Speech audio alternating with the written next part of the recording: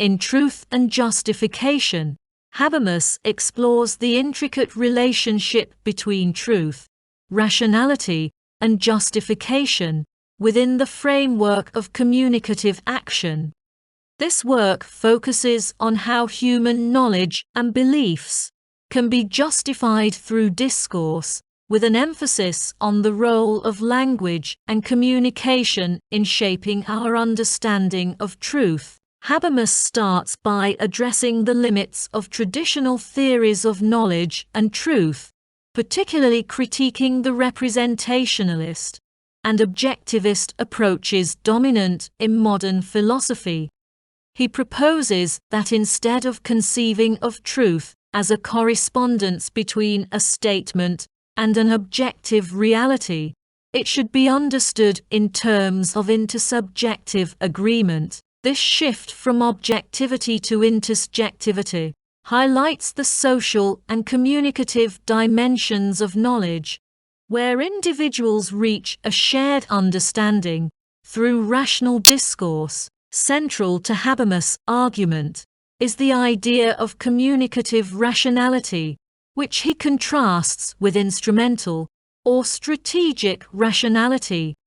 While instrumental rationality is concerned with achieving specific goals through the most efficient means, communicative rationality is oriented towards mutual understanding and consensus. In this sense, truth is not simply a matter of accurately representing the world, but is deeply tied to the process of justification within a community of speakers. Habermas introduces the concept of the discourse principle, which states that a norm can only be considered valid if all affected individuals could agree to it in a rational discourse.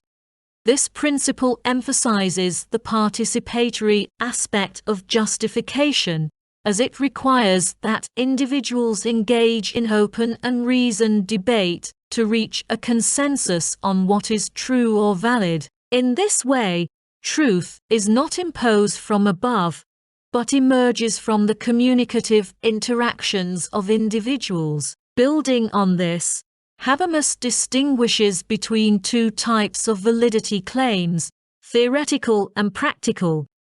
Theoretical claims refer to statements about the world that can be objectively verified or falsified, while practical claims pertain to norms and values that require justification through ethical discourse. For Habermas, the process of justification in both theoretical and practical realms is grounded in the idea of a rational community engaged in discourse, where participants aim for mutual understanding and consensus. One of the key innovations in Truth and Justification is Habermas's attempt to reconcile his discourse theory with insights from the tradition of epistemic realism. He acknowledges that while knowledge is constructed through discourse, it also has to engage with the reality of the world outside of language. This leads him to propose a weak transcendental realism, where truth is not merely a matter of intersubjective agreement, but also involves an orientation towards the objective world.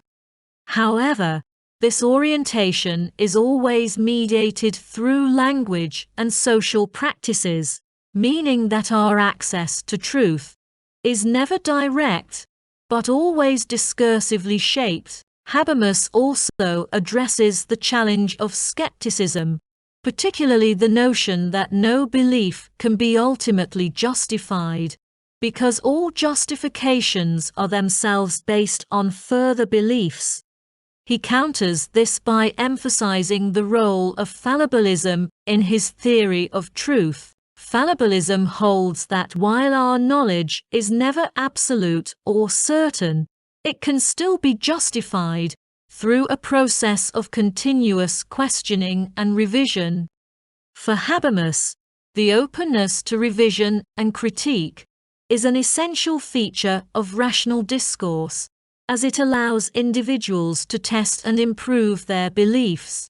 In light of new evidence and arguments, a significant portion of the book is devoted to examining the implications of his theory for democratic deliberation and the public sphere. Habermas argues that the same principles that govern the justification of truth claims in discourse should also apply to political and ethical deliberation. In a democratic society, individuals should engage in reasoned debate to justify laws and policies, with the aim of reaching a consensus that reflects the collective will.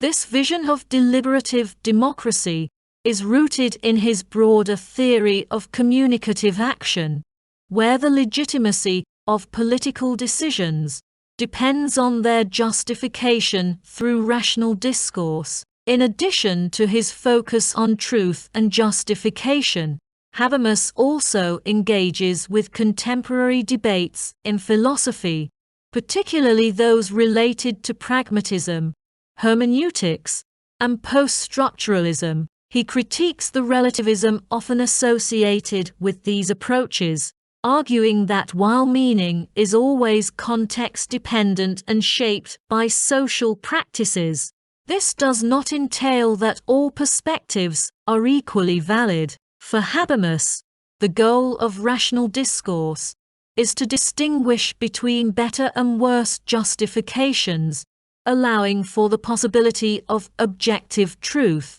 even within a socially constructed framework. Another important theme in truth and justification is the relationship between truth and moral reasoning. Habermas argues that just as truth claims in the theoretical realm require justification through discourse, so too do moral norms. He introduces the idea of discourse ethics, which holds that moral norms are only valid if they can be justified through a process of rational deliberation among all those affected. This approach to ethics emphasizes the importance of inclusivity and participation in moral decision making, as it requires that individuals engage in open dialogue to justify their actions and beliefs. Throughout the book, Habermas is concerned with defending the possibility of rationality and truth in the face of the challenges posed by skepticism, relativism, and postmodernism. He acknowledges that our access to truth is always mediated by language and social practices, but he insists that this does not undermine the possibility of objective knowledge. Instead, he argues that truth emerges through a process of rational discourse, where individuals test and justify their beliefs in light of new evidence and arguments.